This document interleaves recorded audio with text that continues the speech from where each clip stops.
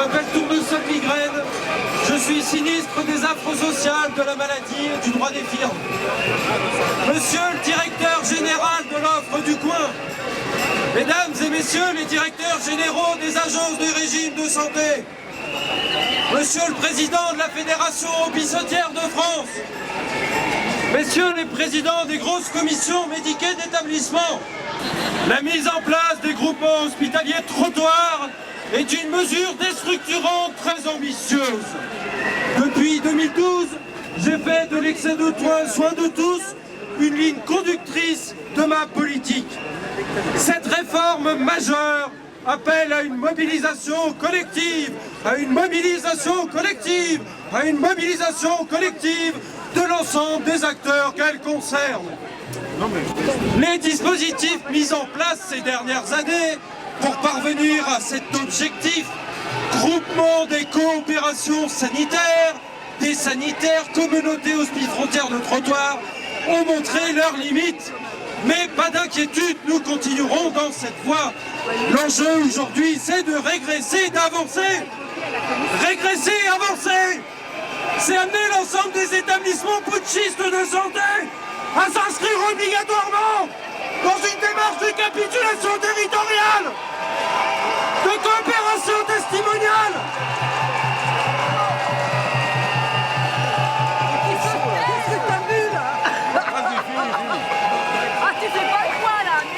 C'est ce que prévoit désormais la loi avec les G vendus, les GHT. Il faut voir dans cette obligation un véritable opportunisme pour diminuer le service public hospitalier. Chaque G vendu, chaque GHT devra s'adapter aux réalités de son trottoir. Et le projet financier est au poil.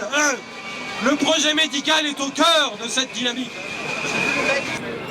La loi a été promulguée et j'ai déjà eu l'occasion de le dire. La mobilisation de l'ensemble des acteurs, la mobilisation des ensembles des acteurs sera indispensable. Il y a la manif.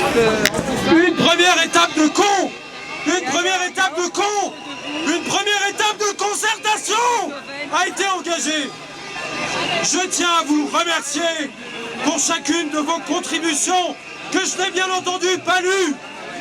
Je sais que des travaux ont été initiés par les fédérations hospitalières de France. Vous savez, toutes et tous étaient reçus par mes sous-fifres. Je sais les attentes que vous avez exprimées, mais je veux vous assurer que la castration, que la concertation va se poursuivre. Contestation des acteurs de l'hôpital, ils devront être immobilisés pour mener à bien ces deux réformes. Le monologue avec la communauté hospitalière sera déterminante, j'y reviendrai. Le projet financier médical partagé, c'est le petit caillou de la pierre angulaire des GHT. Il va traduire concrètement ce que certains d'entre vous appellent de leur vœu depuis des années. Une stratégie de groupe pour organiser la dégradation des soins hospitaliers sur le terrain trottoir. C'est bien, c'est bien. Reprends ton souffle.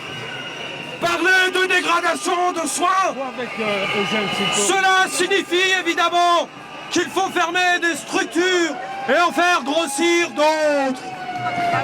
Il s'agit simplement de dire que chaque Français doit avoir les mêmes chances de bénéficier d'une prise en charge adaptée à son porte-monnaie lorsqu'il pousse la porte d'un hôpital. C'est le sens même du service public hospitalier. Tu pousses la porte, elle ne s'ouvre pas. Comme tout projet financier médical, il doit privilégier une logique de filou ou de filière. Je sais que la date du 1er juillet constitue un point d'inquiétude pour certains d'entre vous. Je veux y répondre le plus clairement possible. L'objectif à cette date est d'avoir tout fini. Mais c'est bien une approche progressive que je privilégie. J'y reviendrai. Enfin, je veux rappeler que cette réforme s'inscrit dans une logique comptable dont l'objectif est de faire des économies. Et évidemment, la contrainte budgétaire est là. Et heureusement, nous ne pouvons l'ignorer. Évidemment, les j'ai vendus, les j'ai achetés seront un formidable outil de mutuelle fusion et de réorganisation des ressources pour diminuer les soins, l'innovation et la qualité de la prise en charge. Ces questions, tout le monde se les pose, et notamment les élus.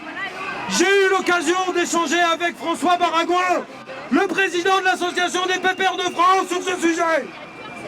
Il m'a dit ceci, je lui ai dit cela, il m'a répondu ceci, je lui ai répondu cela. Sur la question des périmètres de j'ai vendu, des j'ai acheté, je veux être clair. C'est avec les DG, les DG et ARS, sans concertation avec l'ensemble des acteurs locaux, que doit être construit les j'ai vendus, les j'ai achetés. J'en profite pour revenir ici sur la question de la psy-déchetterie. La loi n'empêche pas la constitution d'un j'ai vendu dédié à la psy-déchetterie dès lors que cette constitution répond à une logique territoriale. Oh. Nous avons des j'ai vendus dédiés à la psy-déchetterie et nous avons des établissements psychotiques membres d'un j'ai vendu généraliste. Sur cette question, il faut être pragmatique et avancer sur l'implication des professionnels dans des CPT, des communautés psychotiques de trottoir. Mesdames et messieurs, pour conclure, j'ai pas la conclusion. Je vous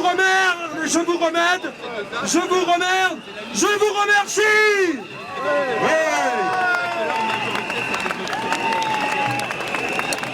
C'est compliqué.